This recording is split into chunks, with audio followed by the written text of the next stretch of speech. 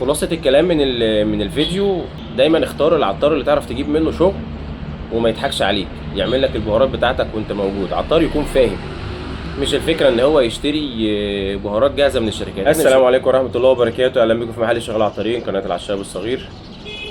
بقالنا فترة كبيرة قوي ما صورناش، بس بصراحة يعني ايه، ممكن يكون زعل من السوق شوية. الفترة الأخيرة لما بدأنا نعمل سلسلة البهارات اللي هي الفريش أو اللي هي البهارات السليمة بدون أي إضافات خارجية، أو اللي هي الحاجات اللي هي المصنعة، بدأت الناس تقول لنا انتوا أسعاركم غالية والحاجة بتاعتكم غير جيدة، طعمها ما بيفرقش معانا، كلها شبه بعضها. فده خلى الواحد يبعد شوية عن موضوع التصنيع، وإن هو حتى يفكر يعمل فيديوهات.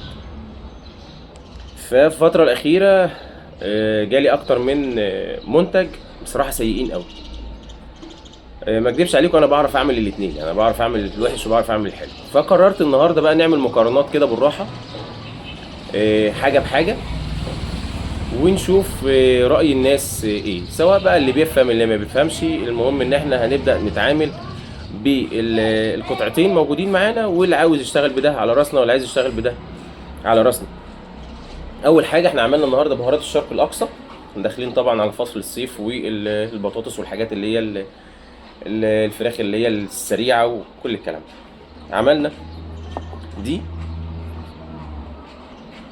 بهارات الشرق الاقصى اللي هي الطبيعيه بدون اي اضافات، وعليها النسبه اللي هي المكرمه من هيئه السلامه والاغذيه بتاعه الملح الصيني، اللي هي لا تتخطى ال 5 جرام او ال 10 جرام. ودي اللي هي المصنعه.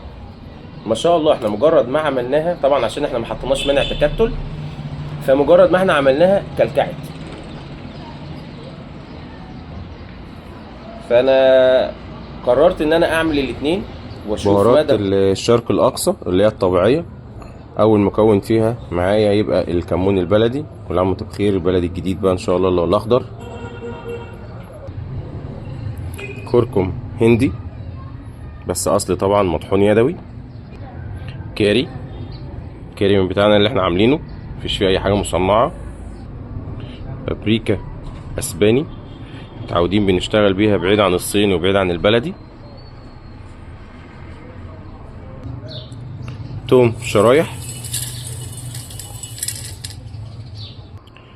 البصل الشرايح. زنجبيل اللي هو الصين الابيض. سنة شطة قرون. كزبرة.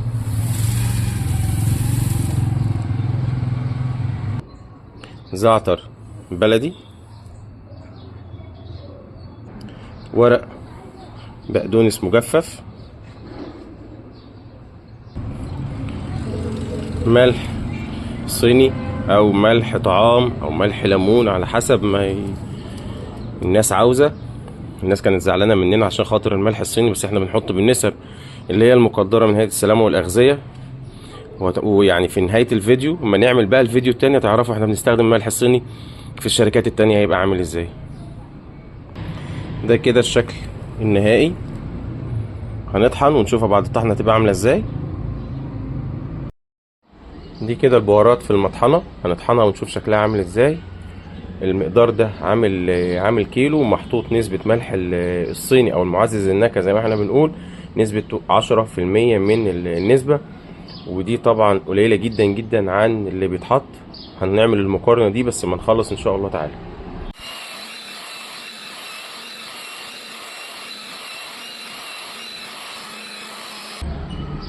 ما شاء الله، هذا الشكل، اللون، الريحة، اللهم بارك. هنروح بقى نعمل بهارات الشرق الأقصى اللي هي المصنعة 100%. هنشوف الفرق وهنسيب الحكم ليكم. أول حاجة هيبقى فيها مرقة مصنعة، مفيش فيها أي ريحة خالص، لا تمت بصلة للمرقة. أنا مش هشكك في الحاجة، ولكن هسيب الحكم ليكم في الآخر. كاري مصنع برضو. بابريكا صيني مش اسباني.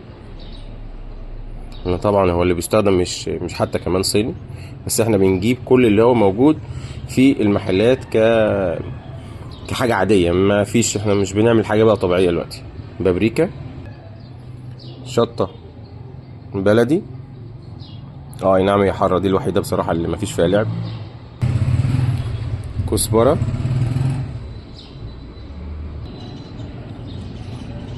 بصل بودر،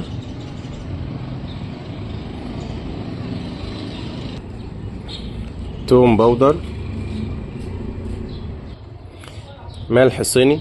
الناس اللي كانت بتقول انت بتحط ملح صيني كتير، طب قابل،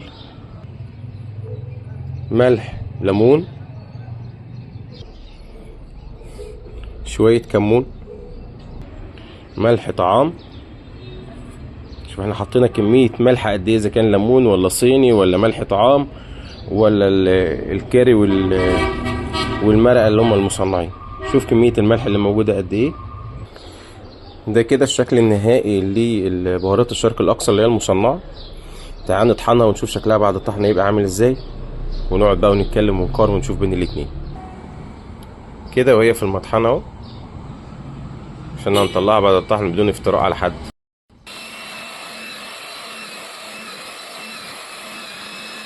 ده كده شكلها بقى بعد الطحن اهي من بعيد اهو، برضه عشان ناخد اللون بتاعها بالظبط.